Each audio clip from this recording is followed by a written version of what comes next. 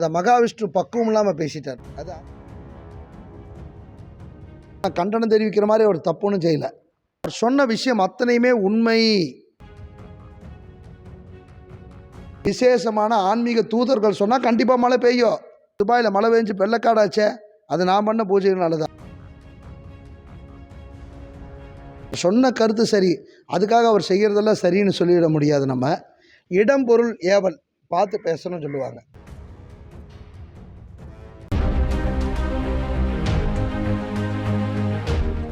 இப்போ சென்னையில் பார்த்தீங்கன்னா ஒரு ஸ்கூலில் வந்து மகாவிஷ்ணு அப்படின்றவர் வந்து சொற்பொழிவு ஆற்றுகின்ற போது சில வார்த்தைகளை வந்து பயன்படுத்தியிருக்காங்க. தவறான வார்த்தைகள் மாதிரி பயன்படுத்தியிருக்காங்க. அதனால் வந்து அவர் இப்போ இன்றைக்கி வந்து அரெஸ்ட் பண்ணியிருக்காங்க. பல பேர் கண்டனம் தெரிவிச்சிட்டு இருக்காங்க.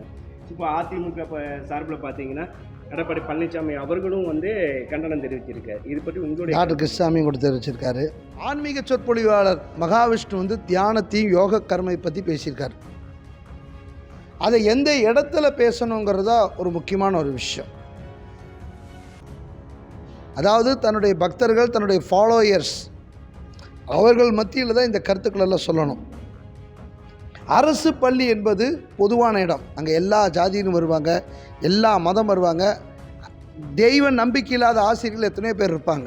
நீங்கள்லாம் பார்த்துருப்பே, தெய்வ நம்பிக்கை இல்லாத ஆசிரியர்கள் எத்தனையோ பேர் இருப்பாங்க.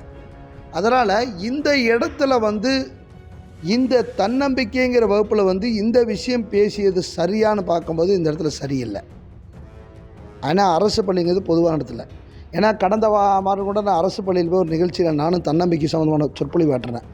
விதைப்பந்து நிகழ்ச்சியை என்னுடைய தெரிஞ்ச நண்பர் நடத்தினார்.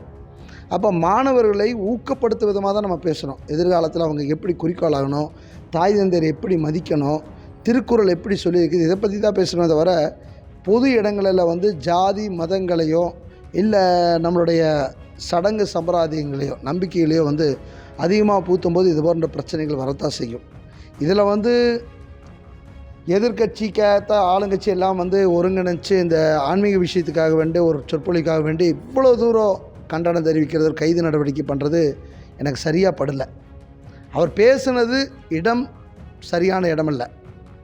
அது தவறாகவே இருக்கலாம். ஏதோ ஒன்று அவங்கள பேசி கலந்து ஆலோசிச்சுன்னு வருத்தம் தெரிவிக்க வச்சோ இல்லை ஒரு மன்னிப்பு இருக்குது, அது கைது நடவடிக்கை பண்ணுற அளவுக்கு ஒரு பெரிய குற்றமான எனக்கு தெரியல. இப்போ ஒரு மந்திரத்தை சொன்னால் பறக்க முடியும்னு சொல்கிறாரு. ஸோ மழை வரும் அப்படின்ற மாதிரிலாம் சொல்கிறாரு. ஸோ அது நிஜமாகவே பறக்க முடியுங்களா?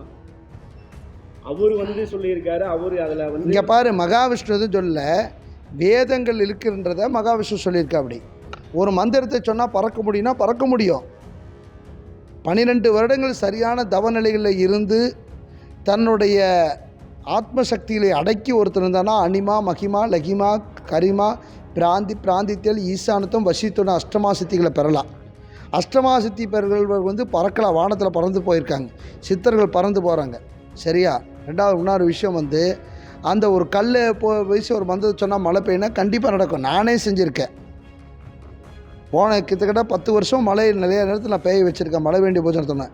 சமீபத்தில் கூட ஒரு பத்திரிக்கையாளர் கேட்டிருந்தார், போன வருஷம் உங்களால் துபாயிலையும் பாலைவனத்தில் மழை பெய்ய வைக்க முடியுமானது. கண்டிப்பாக அடுத்த வருஷம் பண்ணி காமிக்கிறேன். என்ன இப்போ துபாயில் மழை பெஞ்சு வெள்ளக்காடாச்சே, அது நான் பண்ண பூஜைகள்னால தான். இது உனக்கு தெரியுமா? மந்திரத்தை சொன்னால் கண்டிப்பாக மழை பெய்யும்ப்பா. ஆனால் யார் சொல்கிறாங்கங்கிறதா கணக்கு இருக்குது. ஒரு தவம் இருந்து ஒரு சக்தியாக இருந்து கடவுளால் அனுப்பப்பட்ட விசேஷமான ஆன்மீக தூதர்கள் சொன்னால் கண்டிப்பாக மழை பெய்யும். வானத்தில் பறக்க முடியும், என்னாலையும் தான் முடியும். நான் அதை செஞ்சு காமிக்கணுங்கிற இடத்துல நான் செஞ்சு காமிப்பேன். புரிஞ்சுட்டியா? சார் இப்போ தியானம் பண்ணால் வந்து மனசு கட்டுப்படும் அப்படின்ற மாதிரி அவர் சொல்லிட்டு அந்த இடத்துல அவர் சொல்லியிருக்காரு. மாணவிகள் இருக்கிற இடத்துலையும் அந்த ஒரு அரசு பள்ளிக்கூடத்தில் அவர் சொன்னதில் வந்து கருத்துக்கள் வந்து அந்த மாதிரி தியானத்தில் வந்து ஈடுபட்டிருந்தா இந்த மாதிரியான வார்த்தைகளை அதாவது வந்து கொஞ்சம் அவர் பக்குவம் இழந்துட்டார். அதான் எனக்கு தெரியுது. அவரும் கூட கொஞ்சம் தியானம் பண்ணணும். மகாவிஷ்ணு முதல்ல வந்து தன்னை தியானப்படுத்தி பக்குவப்படுத்திக்கணும்னு நான் நினைக்கிறேன். அவருக்கு நான் கொடுக்குற அறிவுரை போல இருக்குது. காரணத்தை என்னென்னா, அவர் சொன்ன விஷயம் அத்தனையுமே உண்மை. கர்மாவை பற்றி சொன்னது அத்தனையுமே உண்மை. கடந்த இந்த பிறவியில் நாம் தவறு செய்தால் அடுத்த பிறவியில் நாம் நரஜென்மங்களாக பிறப்போம் என்பது உண்மை. இது வேதத்தில் இருக்குது. புரிஞ்சுட்டியா? வேதத்தில் இருக்க அவர் சொல்லியிருக்கார். பல துன்பத்தோடு பிறப்போம் என்பது உண்மை. அதில் எந்த மாற்றமும் கிடையாது. ஆனால் அங்கே வந்து ஒருத்தர் நம்ம பேசும்போது ஆப்போசிட்டில் ஒருத்தர் இருக்கார். எல்லா உயிரும் இன்புற்று இருப்பதை தவிர வேறொன்றும் அறியவில்லை பராவரமேன்னு தாய்மான சுவாமின்னு சொல்லியிருக்கார். யார் மனசு புண்படக்கூடாது. ஒரு பார்வையற்ற ஆசிரியர் இருக்கார், அவர் அந்த இடத்துல நம்ம ஃபோர்ஸ் பண்ண வேண்டாம். அவர் பார்வையற்றன்னு தெரிஞ்சதுக்கப்புறம் அவர்கிட்ட இந்த நடந்த விஷயத்தை அந்த நேரத்துலேயே மகாவிஷ்ணு பக்குவப்படுவாக இருந்தார்னா வருத்தம் தெரிவிச்சிருக்கலாம். இது பிரச்சனையாக வந்திருக்காது, இவ்வளோ பெருசாக ஆயிருக்காது. பக்குவம் அடைஞ்ச நிலைக்கு ஒன்றும் அவர் வரல. அவர் பேச்சு ஒன்றும் முதிர்ச்சி இல்லை. அவர் சொன்ன கருத்து சரி, அதுக்காக அவர் செய்கிறதெல்லாம் சரின்னு சொல்லிவிட முடியாது. நான் சொல்லக்கூடிய விதத்தை மகாவிஷ்ணுவை நான் கண்டனம் தெரிவிக்கிற மாதிரி அவர் தப்புன்னு செய்யலை, கண்டனம் செய்கிற மாதிரி தப்புன்னு செய்யலை. அந்த இடத்துல கொஞ்சம் கவனமாக இருந்திருக்கணும். ஆன்மீகம் என்பது சாதனப்பட்ட விஷயமா? நானும் தான் எல்லா டெய்லி ஸ்பீச்சில் கர்மா பற்றி சொல்கிறேன். கணவன் இழந்த பெண்கள் சொல்கிறாங்க, குழந்தை இல்லாதவங்க, இறந்தவங்க, தன் குழந்தை எல்லாமே சொல்கிறோம்ல, உன் கர்மா உன்னுடைய பாவம் அப்படின்னு சொல்கிறோம்.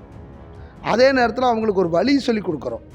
அவங்க மனசை ரொம்ப புண்படுத்தக்கூடாது, மனசை புண்படுத்தக்கூடாது. புண்படுத்தப்பட்டோம்னா என்னாகும்? அவங்க மனசு நோகும். அப்போ அந்த ஆன்மீகத்துக்கு அழகில்லையல்ல. அதனால் மகாவிஷ்ணு உன்னி பக்குவம் ஆகிக்கணும்னு நான் நினச்சிக்கிறேன். ஆனால் அவரை கைது பண்ணி நடவடிக்கை எடுத்துருக்கிறது எந்த விதத்தில் சரின்னு எனக்கு புரியல. இதனால் மகாவிஷ்ணுவுக்கு தான் ஆதாயம் ஜாஸ்தியாகும். அவர் பிற்காலத்தில் பிஜேபி எம்எல்ஏ மக்களா எம்பி மக்களா அந்தளவுக்கு ஒரு சூழ்நிலை கூட அவர் கர்மா அவரை மாற்றும்.